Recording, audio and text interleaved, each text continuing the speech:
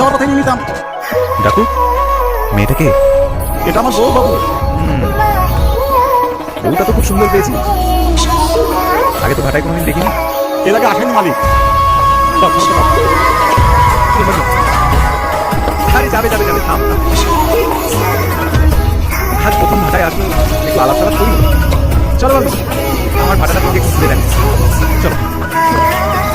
না না, বাবু আমার স্কুলে গেছে, আমাকে এসে দেখবো না, তুমি কান্নাকাটি করবে। আজ আসি, অন্য একদিন এসে দেখবো।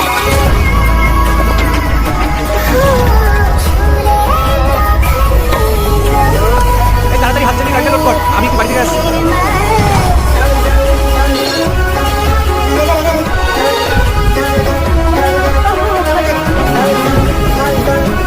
কি ব্যাপার, আপনি বাবা তোমার পিছনে চলে এসেছেন? তোমার স্বামীর সঙ্গে কথা বলতে পারলাম না, তাই বাড়িতেই চলে আসি। চলো বাবু, ঘরে গিয়ে একটু দুধ খেয়ে কথা বলি।